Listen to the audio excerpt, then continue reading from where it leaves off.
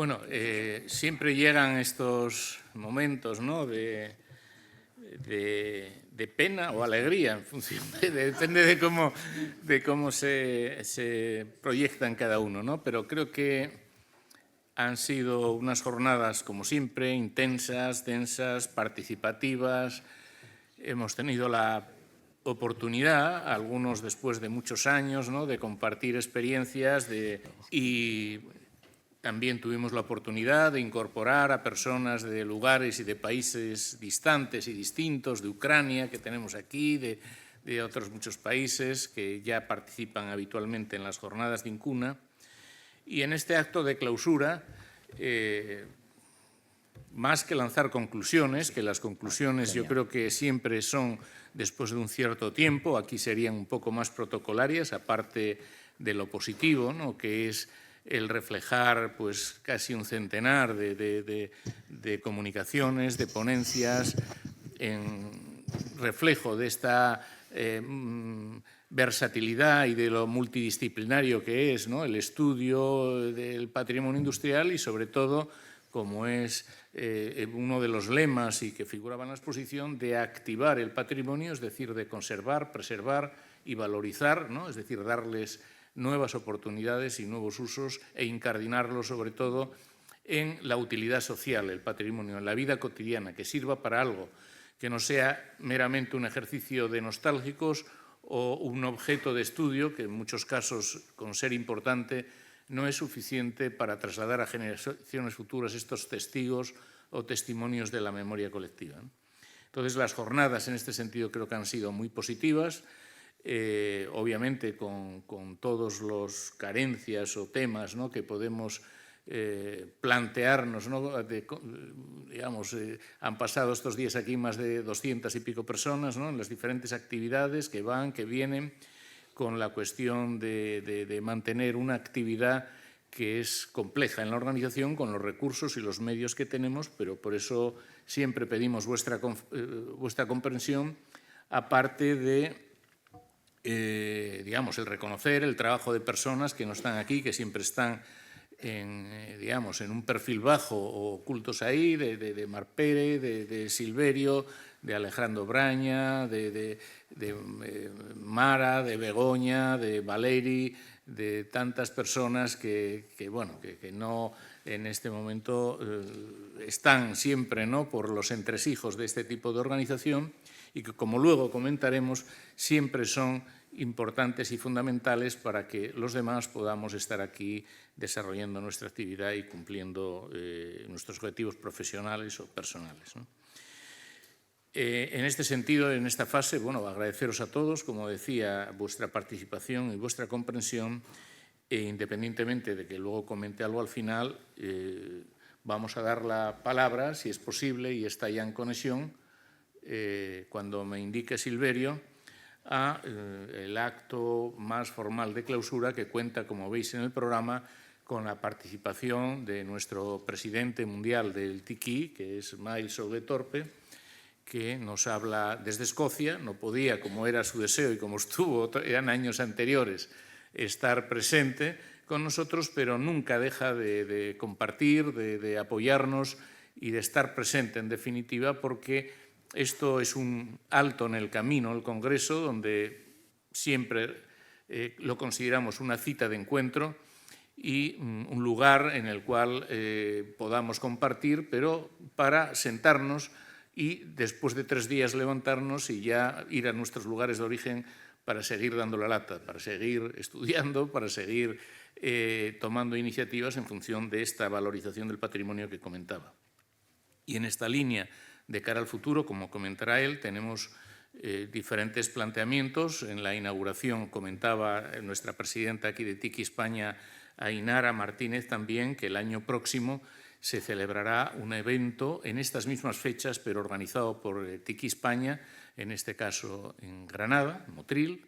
Se habló aquí, intervino Alberto Martínez Quesada en una intervención de los primeros días sobre, digamos, lo que representa la fábrica Nuestra Señora del Pilar, Nuestra Señora del Rosario, la civilización del azúcar, ese itinerario que nos va a llevar por todo el mundo y que precisamente en la madre de todas las batallas, en Motril, en Almuñécar, en Letel, en Tejí, en Adra, en Vélez Málaga, allí donde Ramón de la Sagra planteó y lanzó, digamos, una puesta, ¿no?, de innovación tecnológica y técnica que luego se trasladó a Cuba y a las Antillas y a toda América, ahí se va a celebrar el Congreso de Tiquí.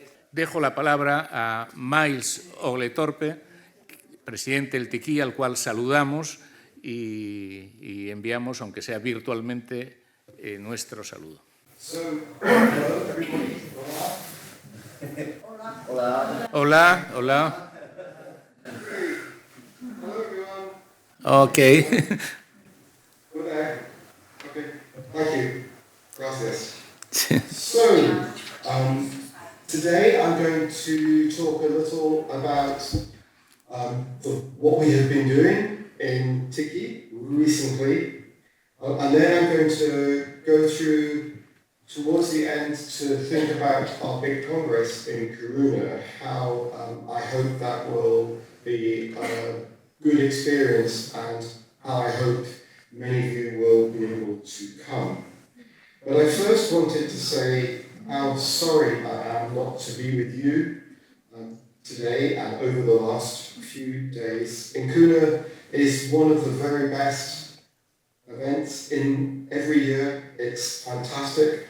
And I know I am missing a lot of friends who are there in Hihong today.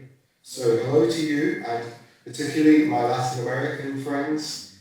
And I don't know if Ruben is with you, but I had to show a picture of the blue Volkswagen Caranet that we travelled in Mexico last year. Hello to you all, and I hope to attend Incuna next year and in following years. This year was a little bit complicated because I'm part of a project on Cold War, history of Cold War heritage, and that is finishing at the moment. And so I had to be here in Scotland for that. Moving on to recent work that Tiki has been doing, which I think is of relevance to Incuna. And one of them has been, we're attempting to expand our network across the world to places where it is not strong. So several of us were invited to go to Saudi Arabia to help the Saudi Arabians and the Arab region develop a network of industrial heritage. And this was an extraordinary experience. Marian Steiner, Mirhan Damir, Ambassador Preti, and amongst others were there, and Toff Warwick from England. And it was an extraordinary event, and also Mitsuko from Nishikawa from Japan. So it was a really interesting event, and particularly with Mirhan's help on the Arabic language front, we hope to make progress across the region. But that's not the only region, because we've been working recently with UNESCO, the Southeast Asia office. They got in contact with us and said they were really wanting to promote industrial heritage and to get more industrial heritage onto UNESCO's World Heritage List from the region. And we were very lucky to have a special agent, undercover operative for Tiki at the event, Ivan, many of you will know Ivan Henares, and he was absolutely brilliant on the day. And it was an extraordinary experience because we know there is amazing industrial heritage that is not really known about, not really recognised in Southeast Asia. So it's very, very exciting. Some examples in Myanmar, Thailand, Indonesia, Singapore, and Malaysia, for example, and more in Laos and Cambodia. So, as well as Vietnam. So it's a very exciting development, and to have UNESCO approach us was a big honour and a big opportunity. So this, I hope, will be another region we will be able to develop. Another amazing event that I attended with somebody you might recognise was organised by Francesca Antonio, who I think is with you, which involved Miguel and myself visiting the Fondazione Ingolino Gentilini in Trento and really doing some work promoting the importance of records and archives to industrial heritage. We cannot underestimate their value, and yet they are often very vulnerable. And I hope that we helped reinforce the view that this particular archive and foundation is very, very valuable. So we continue as an organisation to work in partnership with other organisations.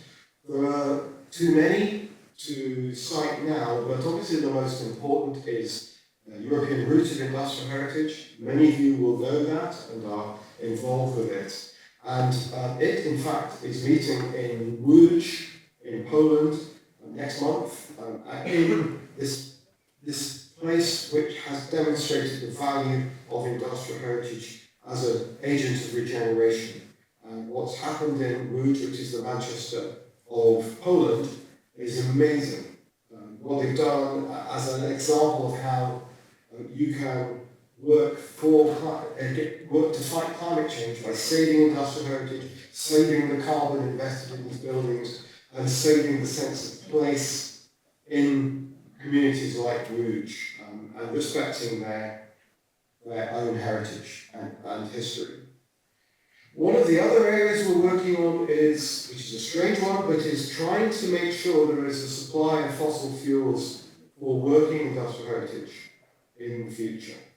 Because the big problem we have is, understandably, green legislation is trying to eradicate the use of these dangerous fuels, but we want to try to make sure that there is enough fuel still to allow the heritage, the working heritage, to continue to function. We think it's a huge asset if it continues to function. So we're working with Europa Nostra, the Fédération Internationale Vieille Ancienne, FEDECRAIL, the European Roots of Industrial Heritage, to try to secure through the European legislation the survival of a small amount of fossil fuel supply. And we have potential for other agreements in the pipeline with people like ICOM. So there's lots going on in terms of partnerships with other heritage organisations, and we will continue to work to sustain them. So we are also continuing to give advice, particularly to ICOMOS and UNESCO in relation to world heritage. And also, although there hasn't been another attempt by Tom Cruise to destroy industrial heritage, as happened in Poland a couple of years ago, there are other seriously endangered sites, and particularly in Japan at the moment, there's some very early railway sites that are under threat, so we have been asked to intervene and are doing so. And one of the most interesting ones recently was a railway bridge going through the World Heritage Site in Prague, which there's a campaign to save because Czech Railways wants to demolish it. I'll come back to this later because this is a very important strand of what we are trying to do in the world of conservation. In the meantime, Tiki is modernising. Many of you will know that. And one of the work streams that there's 8 or 9 work streams through which we're trying to modernise is the language, the Portuñol work stream, where we're trying to promote Hispanic languages within Tiki, and many of you have been involved in this. It's been a fantastic, inspiring development for me to engage with. Congratulations and thank you to everybody that's been involved with that. But there are other work streams also, many led by Marion Steiner. One of them is trying to modernise the Nizhny Tagil Charter, because at the moment it's very European-centric and Industrial Revolution-centric. And it needs to engage more effectively with the Global South in particular. We need to modernise our statutes and our membership system, which is not fit for purpose. We have a communications work stream, which is working particularly on social media, and thank you again, particularly to Francesco, but many of you who are contributing to that, which has been a big improvement. And we have issues related to finance as well, because we need to try to attract more resources. We have a new bulletin editor, so after decades of amazing work by James Douay in Barcelona, we now have Bart Vanneker, who's based in Ghent, in Belgium, which is where the next year's big stuff is going to be in I think, October time, or yeah, it's going to be October. But has continued the process of modernising and updating, and we will continue to try to improve the bulletin, which I think is getting better every time. So one of the issues that we as industrial heritage people need to address is climate change. I know you've been talking about it, and we continue to follow themes, and one of the big ones is trying to make tourism sustainable, and that's something we've been doing in Scotland, working with UNESCO. If you're going to have tourism, you want people to travel as sustainably as possible, so we're trying to do that with the Forth Bridge and UNESCO sites across Scotland. Other countries are trying to do that too, and I was really lucky to be able to go to Slovakia this year to see what they're trying to do with developing industrial heritage routes and trying to get people to use public transport, and also to pull them away from Bratislava and the overheated tourist centre, which is a problem we all have in most of our countries. So there's new heritage routes like the Arm route of the Coburgs, which is fascinating. Some amazing metallurgy sites in Slovakia, as you'd expect. So this is a remarkable iron furnace in central Slovakia. Then, of course, there's Banska Styľenica, which was inscribed in 1993, a gold mining centre, which is in fact a Super Bowl, dead Super volcano, and it still has so much potential to attract more tourists on a sustainable basis. So that's very, very exciting. They also have the Fugger Road, which extends back into Germany, into Augsburg, and is based, in this particular example, around copper mining. So it was an amazing experience to be able to go to Slovakia to see what they're doing. And I wanted just to make this point with Francesco with you, which is that industrial heritage tourism is not new. And in this case, in northern Italy, Francesco took me to a hydropower site. And it's interesting, he had this document in the archive which demonstrates that there were paid for tours to renewable energy places like hydropower places in 1908, which is pretty good. So northern Italy is this amazingly historic place for the history of renewable energy. So the challenge is to have sustainable tourism to sustainable industrial heritage. So it's very, very nice. In Slovenia, some of our heritage is very, very difficult and very important to tell in the environmental context. This is Idrija, which was inscribed alongside Almudena, which you all will know in Spain. And it's a very difficult subject because mercury is a bad thing, a bad element in terms of the environment. But it's not all bad. And one of the things we, as industrial heritage people, must do is explain the positives as well as the negatives. So when you look at mercury, it didn't just devastate areas of gold mining landscapes. It didn't just make armaments, it made many useful things like medical instrumentation, electrical equipment like these amazing mercury arc rectifier converters and a Titanic dock in Belfast.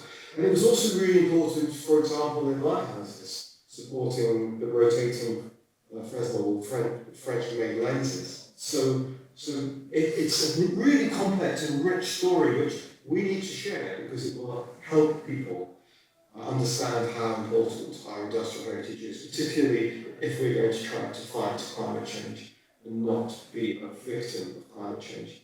Whilst in Slovakia, I saw some really positive adaptive reuse examples, such as this modest electricity power station in Piešťany, which I'm grateful to Vladimir Hain from Bratislava for showing me this. And in Bratislava itself, there's some really good examples of adapted industrial buildings which have saved the carbon that they within them from being lost.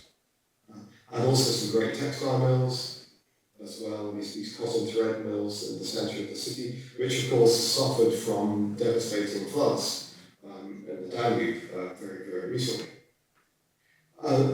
Further, not far away from Slovakia in Poland, there are some excellent examples. We saw in Łódź, but these are near Katowice. This is a zinc mill rescued by Piotr Gerber, and I think they had a bad flood again 2 or 3 days ago, which they're clearing up. But again, this demonstrates that Eastern Europe has become a centre of excellence for industrial heritage. It's emerged as a place to go and to take heart from. And I feel, as a British person, we were losing ground, and the rest of the world was, such as in Monterey, for example, in Fundidora Park, I felt that we were losing our way. And then I visited Battersea Power Station 2 months ago, and I can't believe what happened. But if you haven't been and you're going to London, you need to go to Battersea Power Station. It's a phenomenal example of regeneration and adaptive reuse of a building I thought was lost. But there it is. It's an amazing place. Really interesting development. With Malaysian finance, can you believe that? So, absolutely marvellous. So I was mentioning resourcing, and we have to do something. If Tiki is going to evolve and become more effective and do more, we need to generate more income. So this is a plea to you to help us do that. If you have any ideas or know people with specialist interests who can give us some money. Harry Potter generates lots of money and causes massive over-tourism at this railway site in the west of Scotland, northwest of Scotland. But we need to work out a way of, without damaging our organisation, to generate more income. So please help us. If you're not members, please join. It can be very, very cheap to join because we have an affordability-based system of subscriptions. A quick word about conservation challenges, because Tiki was founded by people who were trying to save industrial heritage, because there was a big crisis 50 years ago when it was founded, and so there are now big conservation challenges, and we in Tiki need to continue to work on ways and technologies for conservation. And some of that is happening, for example, with steel coating systems, because if we don't try to save a lot of these structures in an affordable way that does not cost a lot of money, then we're going to be losing some really important landmarks in the future. For us in Scotland, these are the most important landmarks around the River Clyde in Glasgow, and as you can see, they're in trouble. And they don't have the money to do a massive, complete paint job. So we need to find solutions, and there are solutions out there now, and we've worked on some of these at Tiki 2022 in Montreal, and so we hope we can take some of that forward. And I mentioned the viaduct in Prague. The problem with that is people think that it is beyond repair, and it's not. So there are very easy, not expensive solutions that we now know we could save that bridge and give it a second life for decades, possibly a century. But the modern thinking in engineering is we want a new bridge. So that's something. Fortunately, it's in a World Heritage Site, so they have to go through a big process to get permission to take it down. But we don't want another Dresden. So we'll see what happens with that. So finally, I wanted to talk to you about what's happening in a year's time, in 11 months' time now, in Kiruna, in Sweden. This is our 2025 Congress, the big one, and it's in a really amazing place. And the cultural theme for this area is movement, both on the surface and below ground. This is a mining town on an amazing scale. It's also in an incredibly beautiful place. It's also going to be an opportunity to celebrate our half century. Tiki is 50, so we'll be celebrating the half century anniversary in Kiruna, and we'll be looking back on where Tiki came from. So we'll be asking people to share with us their memories of Tiki, so we can have a session at the beginning celebrating Tiki itself, and also the iconic figure of Mari Nissa, who was from Sweden, whose life we would like to celebrate. So please help us. We'll be asking you if you have any interesting photographs and documents that go back to the birth of Tiki. So just for those of you that don't know, and I didn't really know, Tiki, Kiruna is in the north of Sweden. It's really close to Narvik in the west, and it's very close to Finland as well, and it's inside the Arctic Circle. But when I was there, it was hotter than Scotland.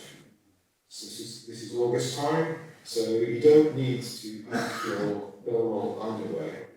You should be absolutely fine. Getting there is quite easy. I'll explain in a second, but one of the ways I want to get there is fly to Narvik and then get a train in. So that should be exciting. So there's regular air services from Arlanda, Stockholm's airport, but there are other options from other Scandinavian countries. So it's easy to do, and I did it, and I was very surprised. The conference facilities are amazing. It's called the Aurora Conference Centre. It has a big hotel next to it and a town hall, and it has great rooms and facilities, digital equipment and so on. So there are medium-sized theatres, a very big theatre, and then an enormous space for a big conference session for several hundred people. So we have the capacity, which is great, and the technology to be able to stream some parts of it. But we want, as with Montreal, we want as many people to come as possible. So because we see the value, as you do in Himon right now, in being with people. You can't beat that. And wonderful though Zoom is, it's not the same.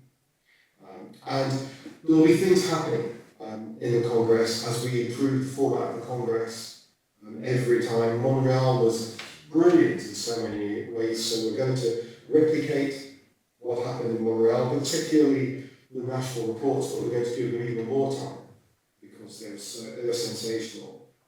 Well, one of the things we're going to do also is try to address the problem of parallel sessions. You have to have parallel sessions to accommodate everybody who wants to speak.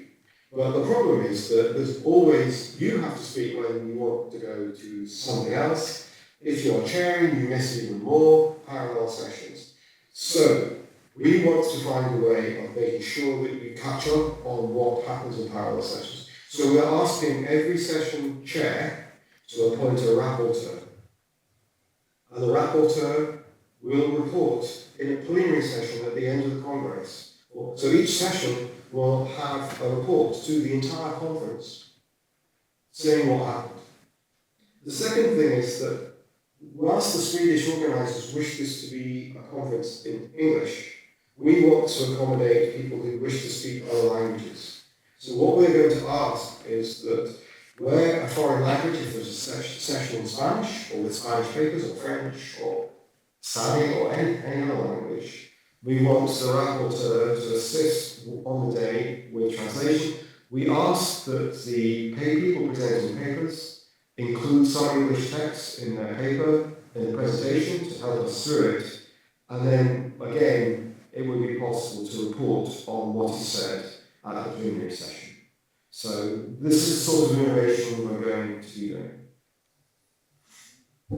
The mining heritage landscape is extraordinary. It's mostly iron, but some copper. It's very active in some places, and it's also taking on a green component. It's trying to be sustainable, which is a really fascinating example of innovation. The main mining company is called LKAB, and they're actually moving the town, which is disappearing because of substances you can see them in the centre there. So while we're there, it's probable they'll be moving the historic church on a loader truck to a new place, so we may be able to see that. So it's very, very exciting. The landscape around about is breathtaking. It contains a lot of archaeology relating to metallurgy. And the buildings are really lovely as well.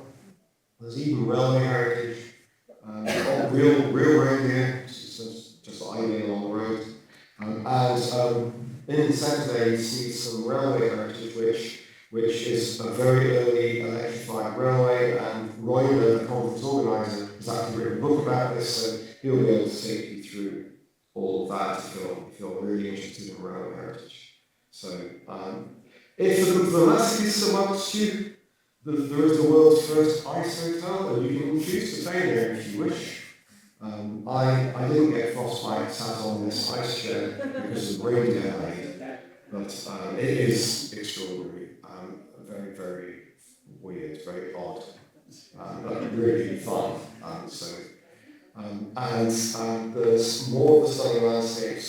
We are in effect in the gateway to Lapland, with that mountain view at the top left is the gateway with amazing lakes or lochs if you're Scottish, and waterfalls and old hydropower schemes and so on. So it's an amazing landscape. And no insects. I didn't give blood, which I think is unusual. This is a special month. It gets very cold, but August is a special month. I believe it does rain, but it didn't even try to rain when we were there. I can't guarantee it won't during the Congress.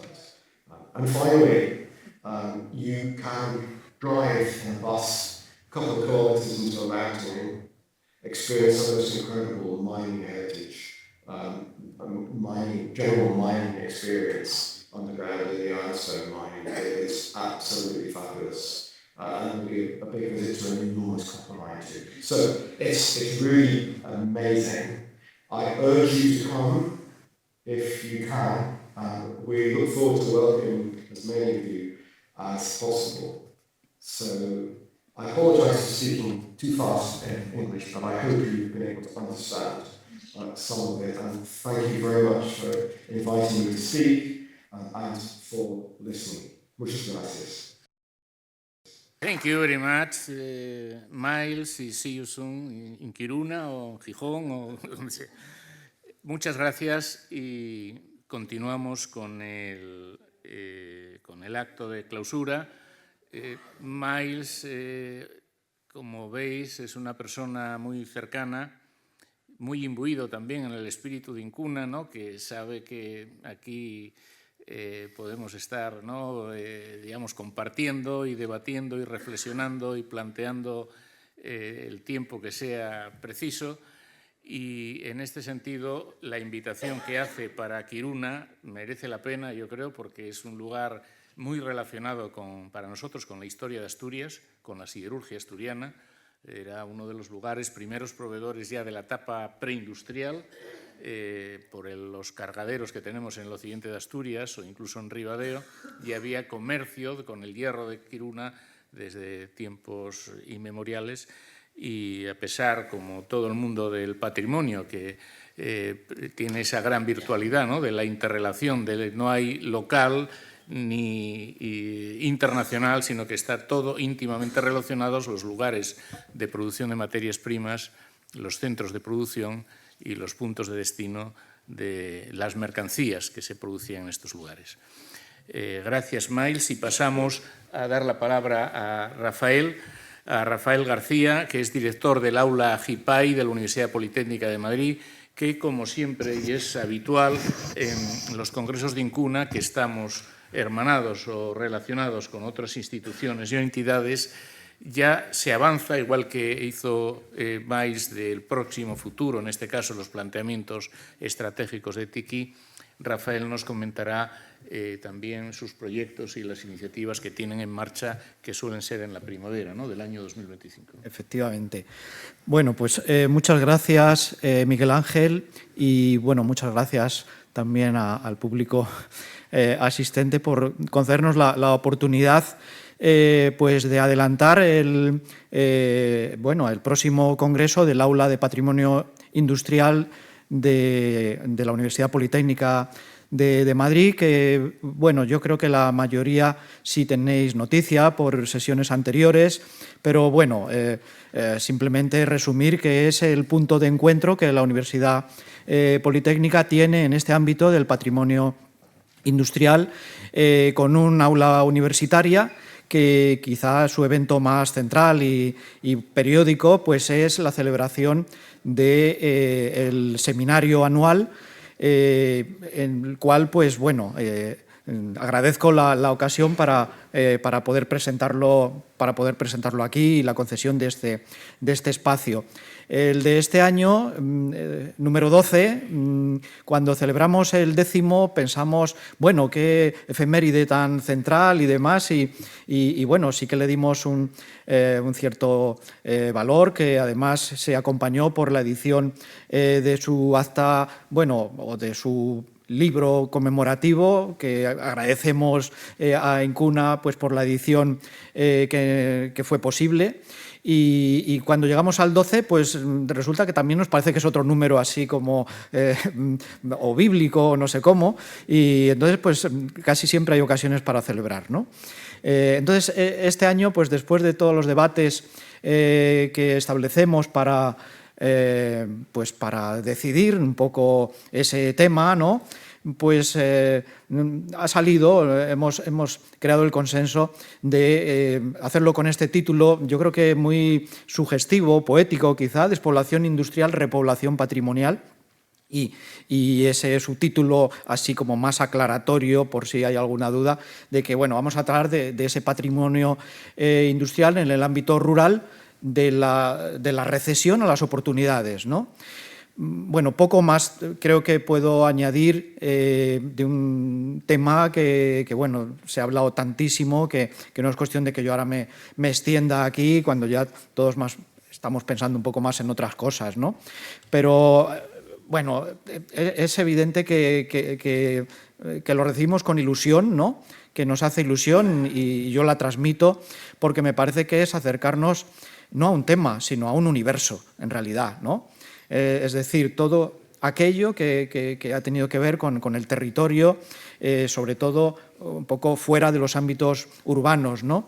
De todas esas escalas, de la pequeñita que tanta ilusión nos hace, de que se puedan recoger invitaciones y temas pues, de eso rural, de ese patrimonio que tiene que ver con el agua, seguramente, ¿no? Que fue un poco la que originó un poco todo, con todas sus manifestaciones, hasta escalas intermedias, o incluso pues esa implantación que llegó a ser tan notable de conjuntos muy grandes que se hacen en pequeños municipios, ¿no? Y que fue muy importante el proceso por el cual transforman aquel territorio y aquella situación y el proceso ahora por el cual aquello se desmanteló y hay que darles como una nueva vida, ¿no? Bueno, son tantas las metáforas y las cuestiones que se suscitan que, bueno, seguramente que empezaríamos aquí otro debate que no es el caso, ¿no? Pero, no sé, yo por apuntar, no sé, de las cosas que te salen un poco casi de lo hondo, es que quizá desde alguien más urbano como soy yo, ¿no? Yo siempre he mirado un poco el territorio cada vez más como la inteligencia, ¿no? Que el hombre ha puesto en el territorio. Yo creo que todo el territorio es una muestra del saber acumulado, ¿no?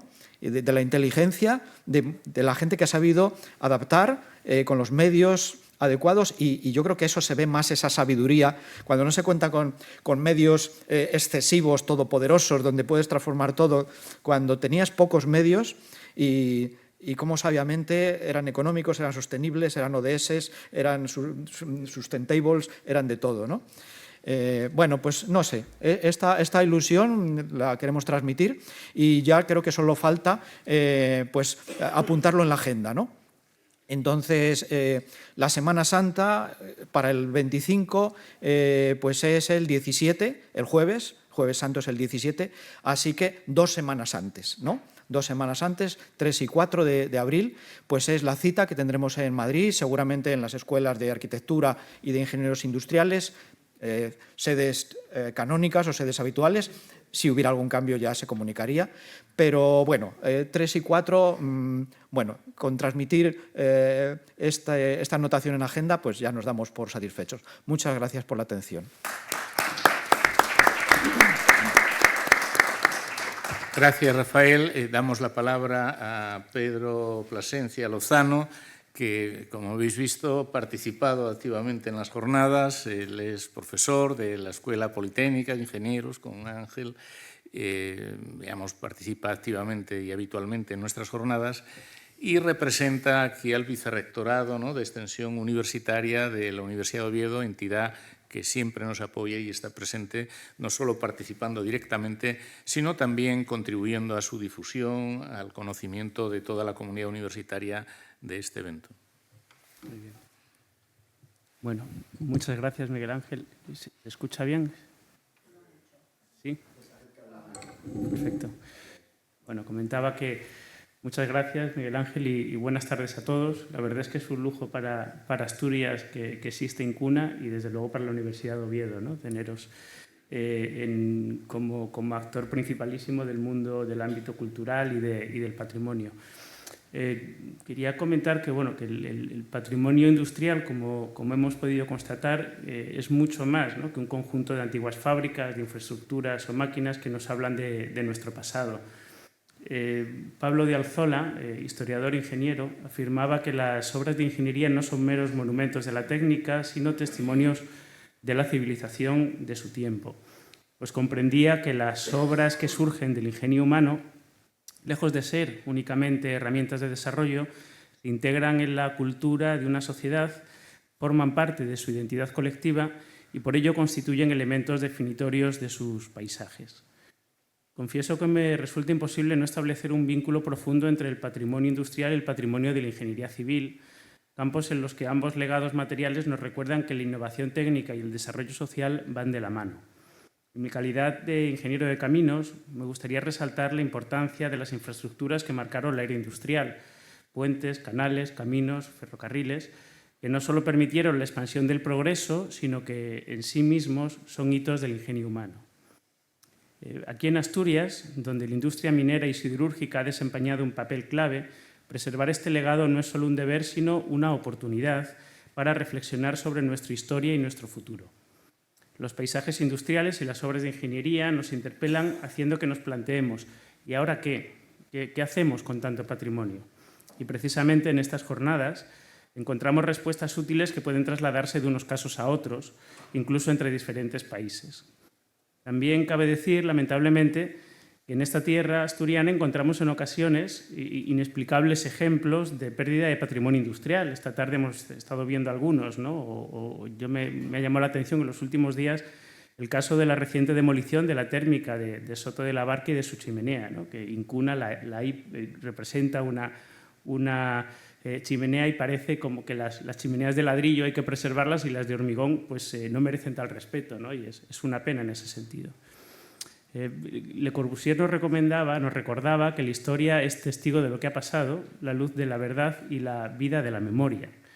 En este caso, las jornadas que hoy clausuramos han sido un espacio para iluminar esa memoria, para poner en valor el patrimonio industrial y para recordar que la preservación de estas estructuras y paisajes no es simplemente una cuestión técnica, sino un acto cultural y social de enorme trascendencia.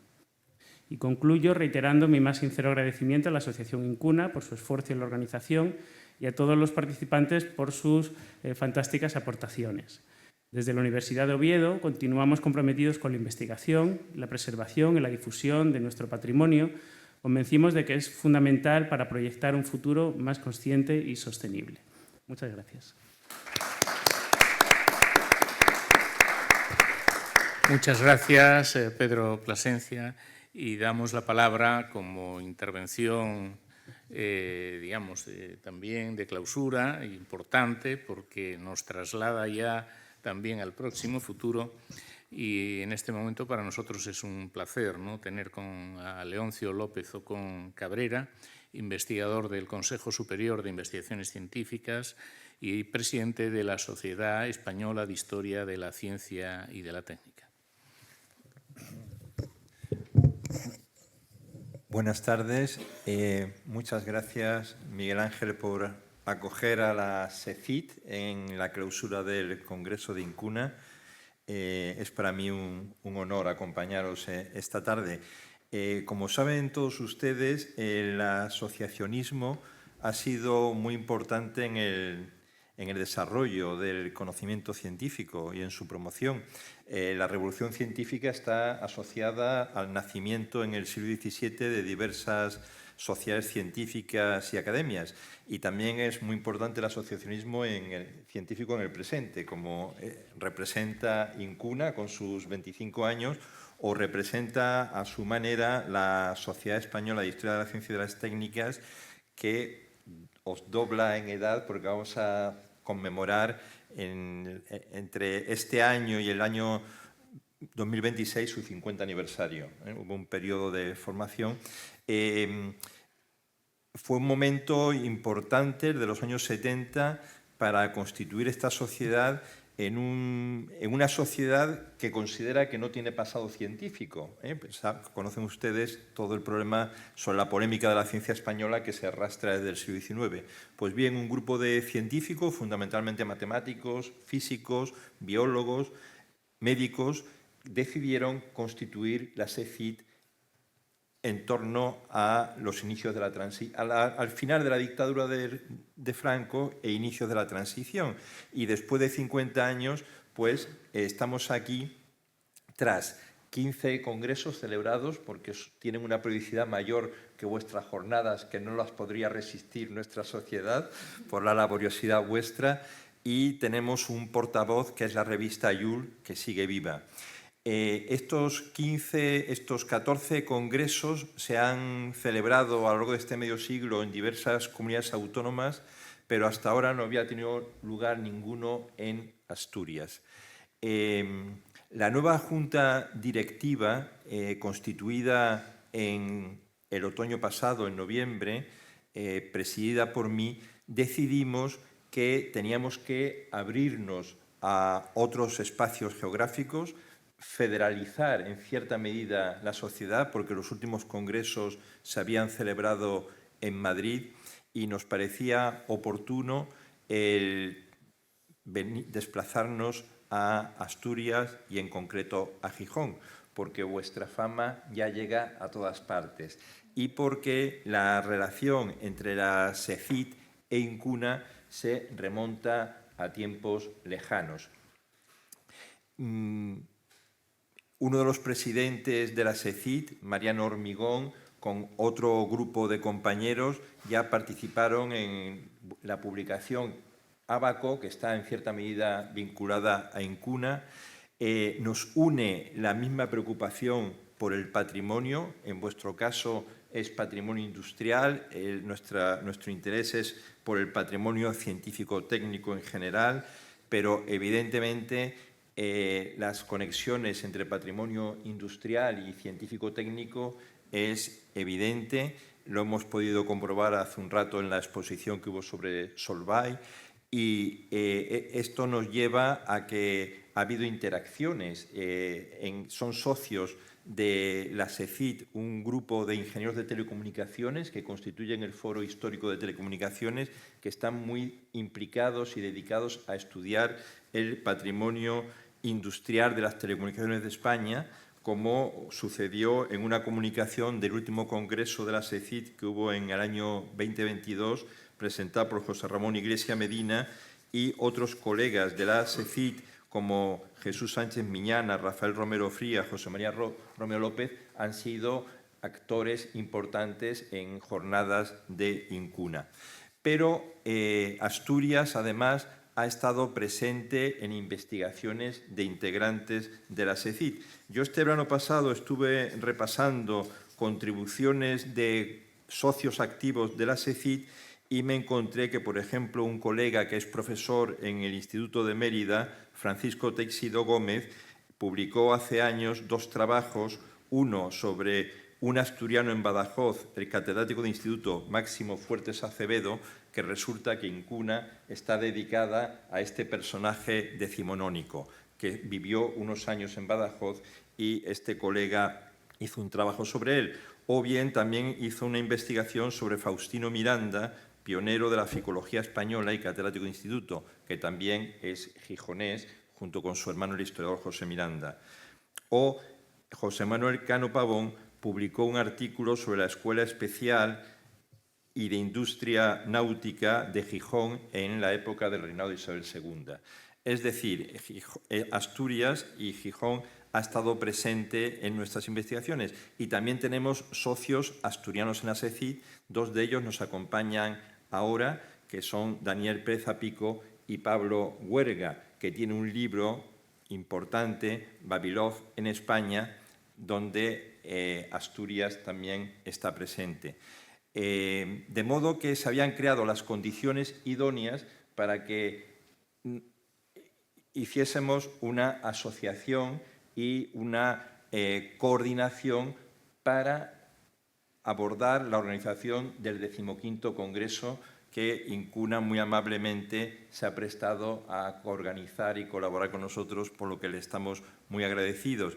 Y estamos pensando ahora ya hacer la segunda circular. Tienen ustedes, he visto en su pack que la organización ha distribuido la primera circular, pues en la segunda ya daremos más detalles sobre el comité científico y sobre diversos eventos. Por ejemplo, anuncio ya que la conferencia inaugural la dará nuestro consocio Pablo Huerga para explicar uno de los ejes del Congreso, que será de lo local a lo global. Y el caso de Vavilov, que es un genetista soviético que crea un gran banco de semillas con un proyecto global y recorrió para ello, para reunir ese banco de semillas, todo el mundo, pero el detonante fue conocer un libro de agrónomos asturianos que daban cuenta de la importancia de la escanda. Y para venir a conocer la escanda, organizó desde Leningrado un viaje a España con destino final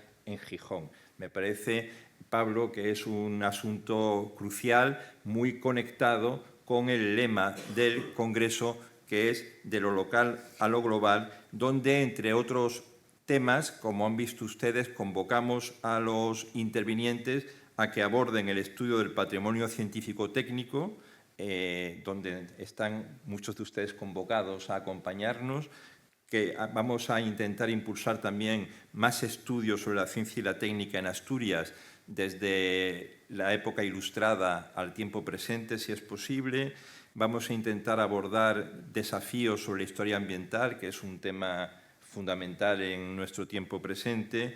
Prestaremos atención también a las aportaciones de las mujeres a la producción de saberes y, dado esta conexión entre lo local y lo global, como hemos visto en varias comunicaciones y como es la preocupación de Incuna, prestaremos atención a las transferencias de conocimientos, a la circulación de saberes entre diversas partes de España y otras partes del mundo, como pudimos ver esta mañana en la obra literaria de Moreno, en la conexión entre los puertos de Buenaventura y el Museo de Gijón.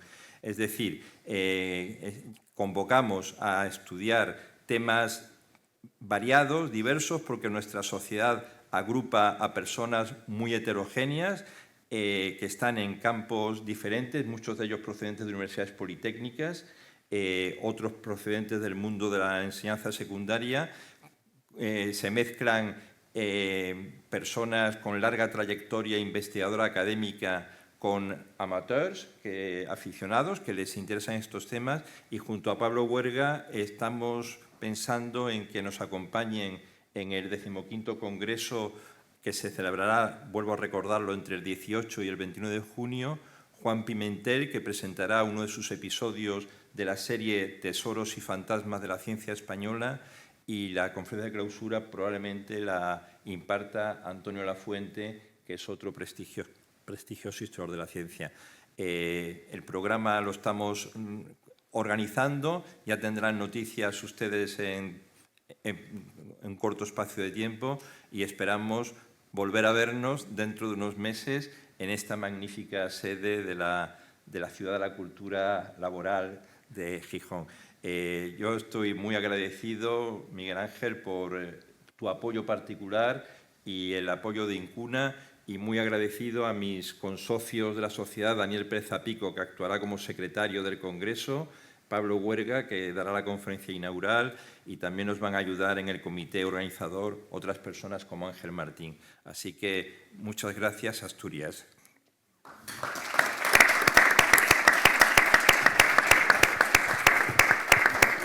Agradecer profundamente también a Leoncio, por supuesto, del 18 al 21 de junio del año que viene, anotarlo en vuestra agenda, porque lo haremos conjuntamente, las 27 Jornadas Internacionales de Patrimonio Industrial y el 15 Congreso de la Sociedad Española de Historia de la Ciencia y de la Técnica. Con lo cual, ya veis que hay apuntes, ¿no?, para la agenda, para hacer ya casi una bitácora, ¿no?, de ir recorriendo diferentes lugares, esta presencia en Gijón, a mediados de junio, en abril en Madrid, a finales de septiembre en Granada, con el Teach España, en agosto en Kiruna, y es un poco lo que ha reflejado también este acto de clausura que a veces, como comentaba, es un alto en el camino, cita de encuentro, contrastar experiencias, compartir sueños, ilusiones, también fracasos, perspectivas, pero la vida continúa. Uno de nuestros lemas es dar un futuro a nuestro pasado, es decir, que nosotros nos afirmamos en el presente, vivimos también el día a día, pero pensamos que en este año 2025 nos traiga aventuras y dichas, y entre ellas esta posibilidad de compartir un congreso realmente donde vamos a aprender todos mucho y invitaros también, por supuesto, a participar. Iremos coordinadamente con la Sociedad de Historia de la Ciencia mandando las circulares y mandando también los diferentes apartados temáticos, hay libres que se pueden y que tratamos un poco de con unos criterios rigurosos, como siempre nos marca la Sociedad Española de Historia de la Ciencia, también el poder compartir esta amplitud que normalmente nos da Incuna, en la cual a nadie le debe resultar ajeno el interesarse por estos temas, el aprender, el formarse, el investigar, el estudiar y, sobre todo, en los aspectos del patrimonio, este proceso de apropiación social, ¿no?, de considerar lo nuestro para conservarlo, pero sabiendo qué representa en nuestra vida y en nuestra historia. Por último, aspectos más prosaicos, como sabéis, siempre las jornadas tienen un correlato con rutas e itinerarios. Este año había rutas por la historia de la producción. Y confirmar que mañana a las 8:15, en el Campo Valdés, ya decía que el Ministerio de Defensa nos permite, la Fundación Princesa de Asturias, nos permite visitar la fábrica de armas de La Vega, sobre todo después con también una perspectiva distinta, después del convenio firmado el otro día, que se ha hecho público por 3 administraciones, el Ayuntamiento de Oviedo, el Principado de Asturias y el Ministerio de Defensa del Gobierno de España, con lo cual pasan a uso público lo que ha sido uno de los emporios industriales realmente extraordinarios de finales 1792-1794 y que pervive la fábrica de La Vega, que visitaremos, en lo que son testigos o testimonios de un largo y complejo e interesante proceso histórico de la producción, en este caso, de industria de defensa, y que todavía, afortunadamente, pues, bueno, en Trubia pues, tenemos también otra factoría en los mismos tiempos que funciona en la actualidad, en la cual estuvimos hace unos años y tuvimos el placer también de visitarla y ver todo el proceso interno, ¿no?, de la factoría. Entonces, este aspecto más formal de mañana continuar. El lunes y el martes próximo, los que estéis en Gijón, en el Centro de Cultura Antiguo Instituto, el Antiguo Instituto Jovellanos, que visitaremos también en las jornadas, tendremos nuevas ediciones del Incuna Film Fest, documentales interesantísimos, muchos relacionados con Gijón, con Asturias y también con el mundo mundial, como es nuestra siempre pretensión. Y recordaros que, como es habitual, también en estos congresos se publican todos los trabajos y todas las investigaciones y, fieles a nuestro compromiso, hemos publicado, y tenéis ahí el libro, los autores o los inscritos de las jornadas del año anterior, lo tenéis ahí en la mesa, dar vuestro nombre y llevar ya el ejemplar. El que no pueda, pues no pasa nada, lo enviamos por correo y también quien quiera la edición digital nos lo dice porque tenemos publicadas estas actas que Obviamente seguiremos el mismo proceso de los 31 libros anteriores. Ahora hemos recogido los materiales, ya se están trabajando con ellos. Los que no lo hayan hecho o necesiten modificar y completar alguna cosa, sabéis que damos un plazo también de un mes o mes y pico, y esperamos en este año ser más puntuales todos en el sentido de editar el libro y tenerlo presente y publicarlo y que se vea del 15 o del 18 al 21 de junio aquí en Gijón y que podamos presentarlo o comentarlo, lo que han sido los resultados de este esfuerzo que hemos tenido, de este trabajo estos días y de experiencias e iniciativas realmente importantes. Reiterar el agradecimiento a todos vosotros y, como siempre, seguiremos en la brecha, ¿no?